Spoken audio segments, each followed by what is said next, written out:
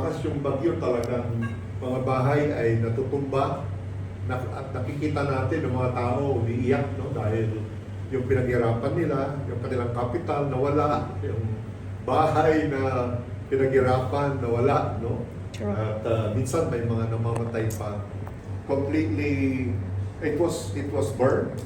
Yung treasure sa temple, yung mga gold, silver, everything was taken away. And they were brought doon sa Babylon.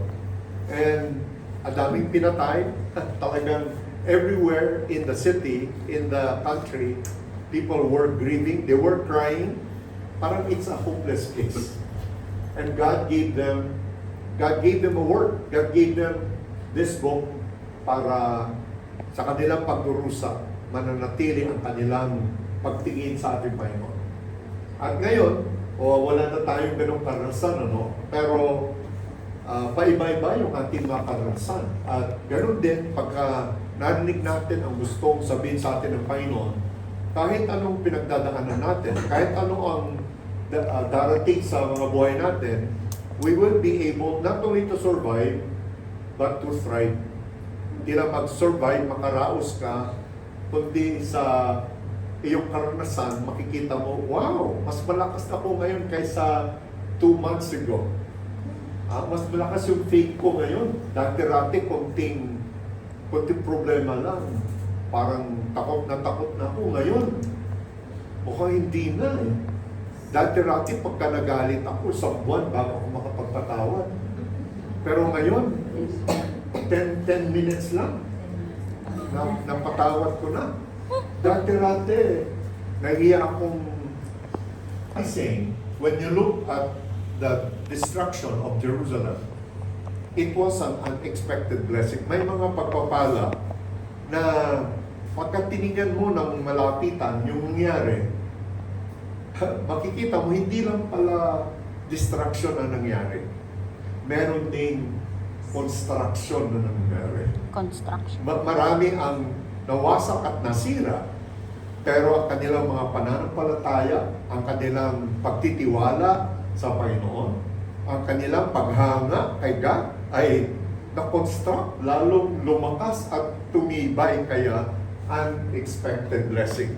Ang tanong po na sasagutin natin ngayon ay saan ka huhugot ng kakayanan para maharap mo ang bunga ng iyong mga kasalanan? Where do you find the strength to honestly face your past, your life? Saan ka huhugot ng lakas? At yung pangalawa, saan ka naman huhugot ng naibang kakayanan para yung mga taong nakasakit sa iyo, na nagpautang sa iyo, na hindi lang pera na inutang, kundi meron silang nagawa, kaya nakuntangan kanila yung kanilang nagawa na kasalanan sa iyo, parang utang yun, ano, na dapat bayaran nila. Saan ka naman huhugot ng kakayanan para yung kanilang nagawang kasalanan sa iyo ay hindi ka gagawing matigas ang puso mo, hindi niya gagawing mapait ang pagmumukha mo, kundi ang mga karanasan na yon ay magiging pagpapala sa iyo.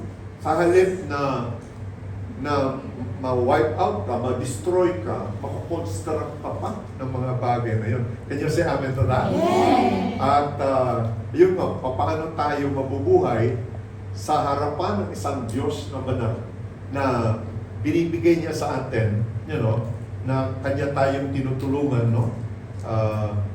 Tinutulungan niya tayo. So, ang sagot po dyan ay dalawa, no?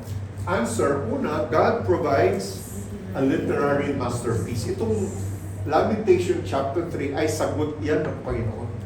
It's a masterpiece. Alam niyo po ba? Ngayong chapter 1, chapter 2 ng Lamentation, 22 verses. Yung chapter 4, 22 verses. Chapter 5, 21 verse yata eh. Pero halos ganun, mayroong bilang ng mga verses. Pero pagdating sa chapter 3, 66 verses. 22, 66 ay nandoon sa sinulat ni Lord, yung Lamentation chapter 3. I think most of us, ang alam natin sa Lamentation ay